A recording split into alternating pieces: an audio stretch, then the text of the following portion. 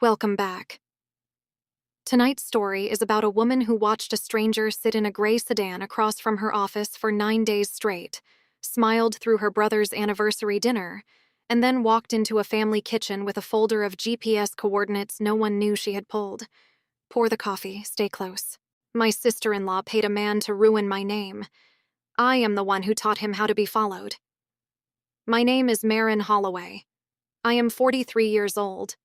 I run a small private investigations firm out of a second-floor walk-up on Hendricks Avenue in Jacksonville, Florida. I have done this work for 19 years, mostly insurance fraud, missing persons, the quiet kind of cases that never make the paper. I know the back of a tail car the way most women know the back of their own hand. So when a gray Nissan Altima with Georgia plates showed up outside my office on a Tuesday in March, parked at the wrong angle, with a man inside pretending to read a phone that was not turned on, I noticed. I noticed on day 1. I said nothing on day 2. On day 3, I started writing down times. By day 9, I knew 3 things. He was renting that car. He was sloppy.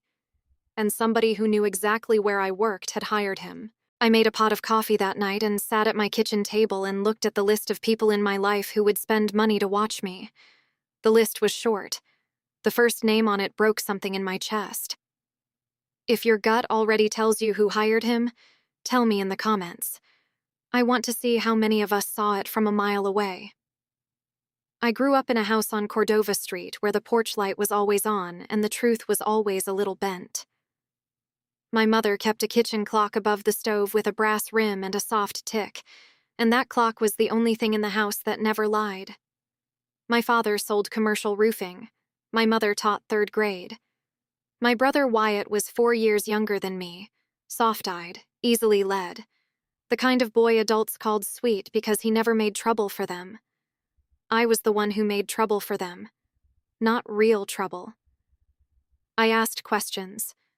I noticed when the story changed between Tuesday and Friday. I remembered what my aunt said at Christmas and asked about it at Easter. In our house, that was the worst thing a girl could be. My mother had a phrase for it. She would set down her coffee cup, look across the table, and say, "You are too sharp for your own good, Marin." She said it the way other mothers said the blessing. We looked respectable from the outside. 2 cars in the driveway, a small boat at the lake on weekends, a church on Sundays where my father shook hands and my mother arranged the lilies. Inside, the rules were simpler. Wyatt could do no wrong. I could do no right. Wyatt broke a window with a baseball when he was 9, and my father laughed and called it an arm. I got a B+ in geometry when I was 11, and my mother taped the report card to the refrigerator with a note that said, "We know you can do better, sweetheart." Same handwriting, same pen, different child, different rules. There were 2 memories I never let go of. The first was the summer I was 12. We were at the lake and Wyatt pushed me off the end of the dock in my Sunday dress because he wanted to see if I would cry. I came up sputtering, mascara running, and my father pulled Wyatt into a hug and said, "That is character building, kid." My mother handed me a towel and told me to stop making a scene. The dress was ruined. The lesson was not. The second was the night before I left for college. I had a scholarship to a state school, full ride, books included. I had earned every dollar of it. My parents threw a small dinner. Halfway through, my father stood up with his glass and said the family was so proud of Wyatt for being accepted at his middle school's gifted program. Nobody said my name. Nobody mentioned the scholarship. My mother caught my eye across the table and gave me the smallest shake of her head, as if to say, "Not your night." None of them are. I drove to campus the next morning with a duffel bag, $200 in my checking account, and a clean understanding that I was on my own. The years did what years do. I became a paralegal first, then a licensed investigator.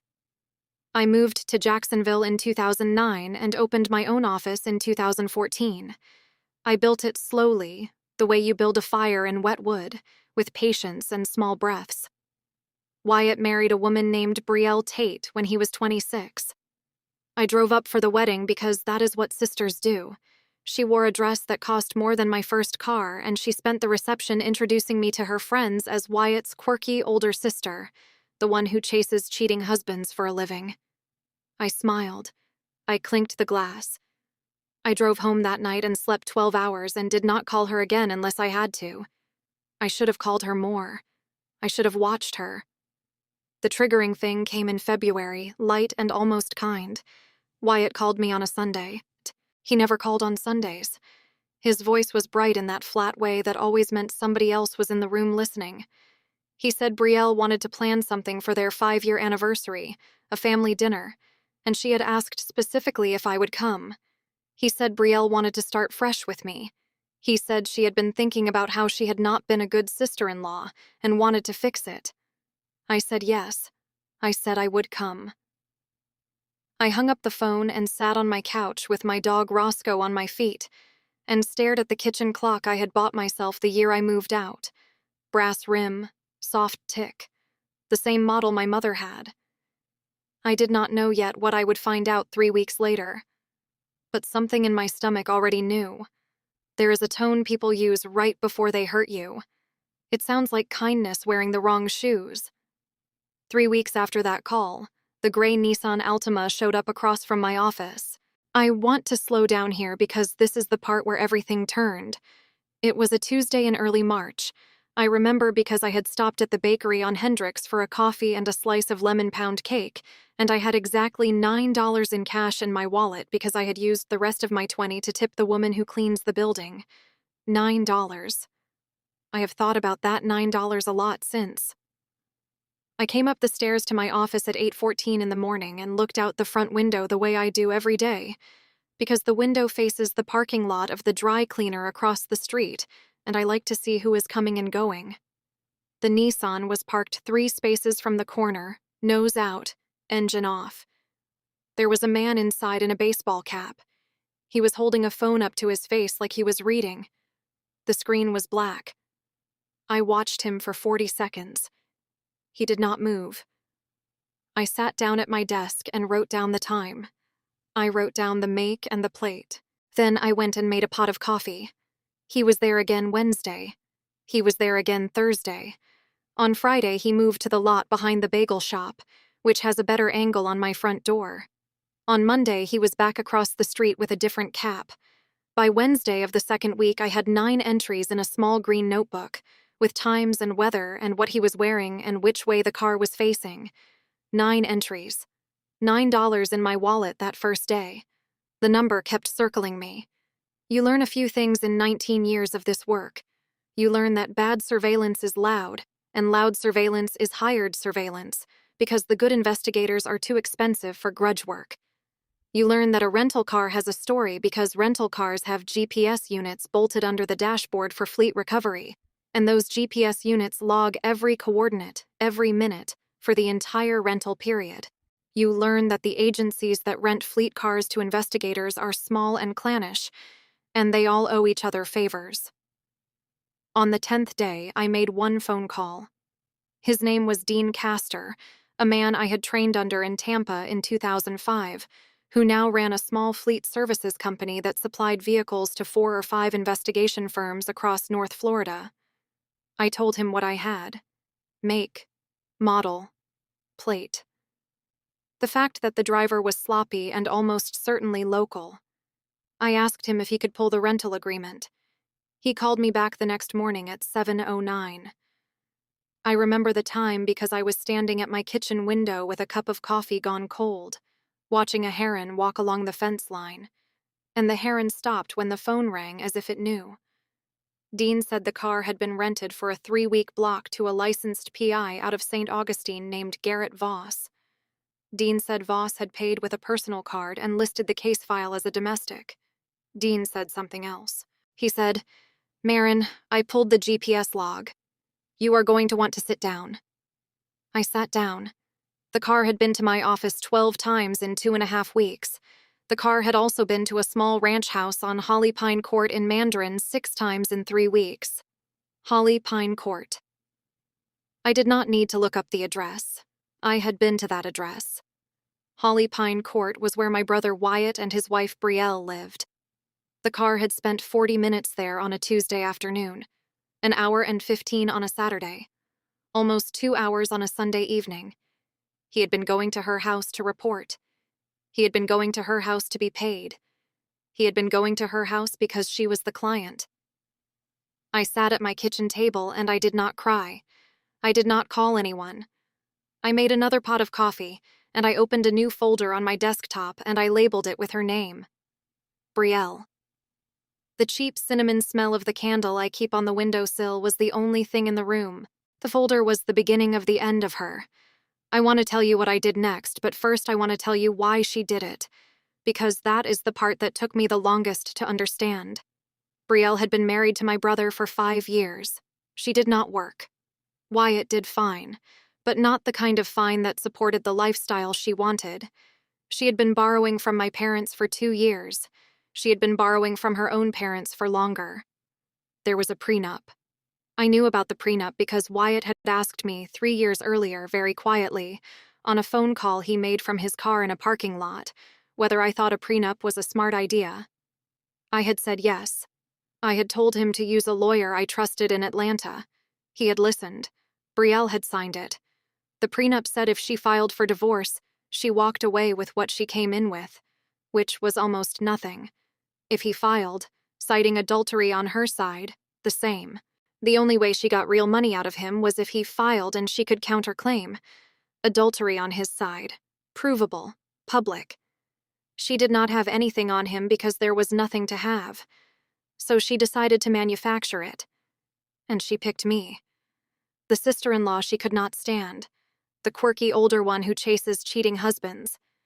She paid a man $5,000 to follow me for 3 weeks and produce photographs that could be staged to suggest that Wyatt and I were meeting in secret.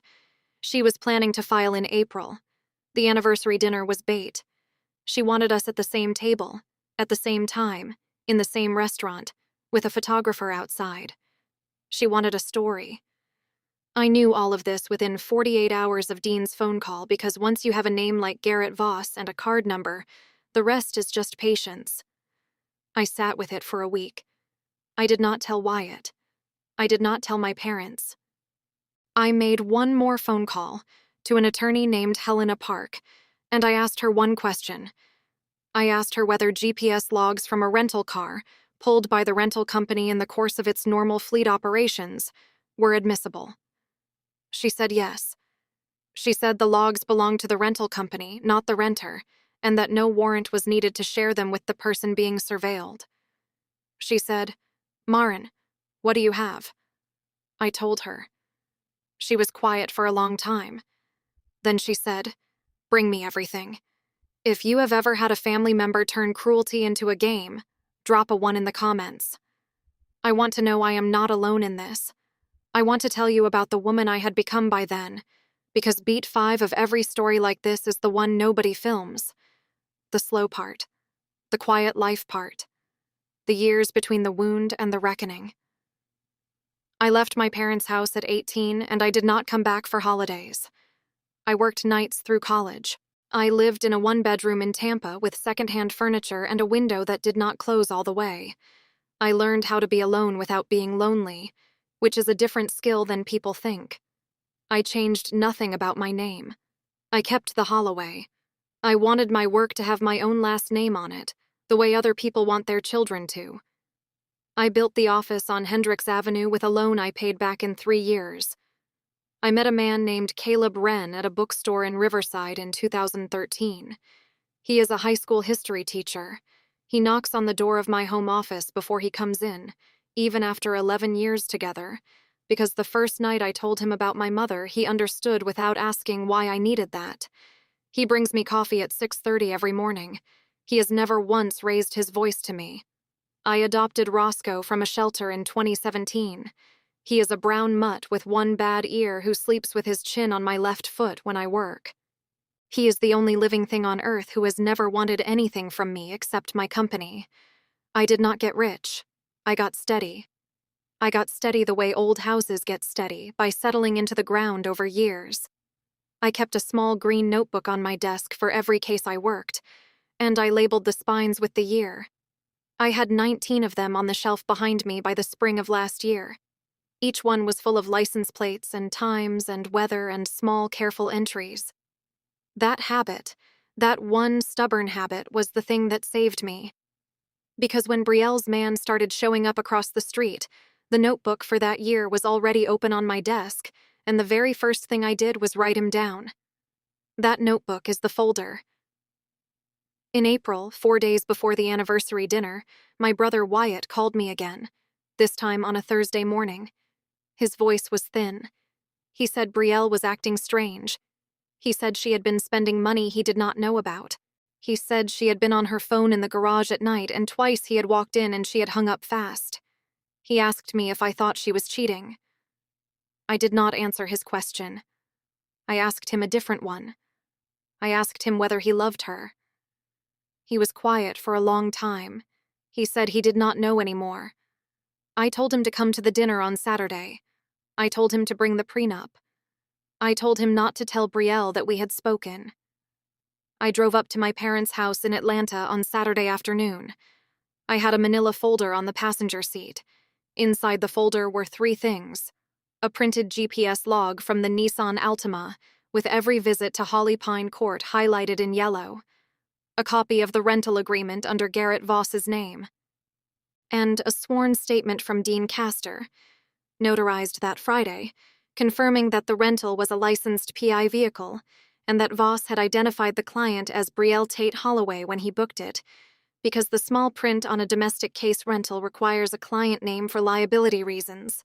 $5,000, 6 visits to Holly Pine Court, 12 sittings outside my office, all of it on paper, all of it stamped. The dinner was at a steakhouse on Peachtree. Brielle was already there when I arrived. She wore a cream-colored dress and a smile that did not reach her eyes. My parents were across from her. Wyatt sat at the end of the table with his hands folded. I sat down beside him. I set the folder on the table between us, closed, plain side up. Brielle looked at it. She kept smiling. She did not stop smiling until I started talking. I did not raise my voice. I have not raised my voice in a room since I was 12 years old, in a wet Sunday dress on a dock at the lake. I said her name once. I said Brielle. I said I know about the gray Nissan. I know about Garrett Voss. I know about the 6 visits to your house. I know about the $5,000. I know what you were planning to do at this dinner. I opened the folder. I slid the GPS log across the table to my brother. I slid the rental agreement to my father. I kept the sworn statement under my hand. My father's mouth opened. My mother put down her water glass. Wyatt read the first page and his shoulders dropped like a man cut loose from a wire. Brielle started to speak. She started to say I was unstable. She started to say I was making this up. She started to say I had always hated her. I looked at her across the table. I said, "You tried to ruin my name to get out of a prenup. You picked me because you thought a woman who chases cheating husbands for a living would not see one coming for her. You forgot what I do." And then I gave her the line I had been holding for 31 years. I leaned forward, the way my father once leaned forward in a kitchen on Cordova Street when I was 12 and dripping lake water onto the linoleum and waiting for someone to defend me. I said, "This is character building, Brielle. This is the real world. You will learn from it." I stood up. I picked up the folder. I walked out of the steakhouse and into a parking lot that smelled like rain and asphalt and somebody's cigarette, and I did not look back. If you have stayed with me until now, thank you. Tell me in the comments what part of the story stayed with you the most. The drive home was 6.5 hours. I did most of it in silence. Somewhere south of Macon, a little before midnight, I started talking to the girl I used to be, the one in the wet Sunday dress, the one with the scholarship nobody mentioned. I told her she was not too sharp for her own good. I told her she was sharp because the people who were supposed to love her made her that way, and being sharp was the only reason she made it out alive. I told her that being unwanted by broken people is not the same as being unworthy of love. I told her about Caleb. I told her about Roscoe asleep on her foot. I told her about the small green notebooks on the shelf. 19 of them, each one a year of her keeping her own count.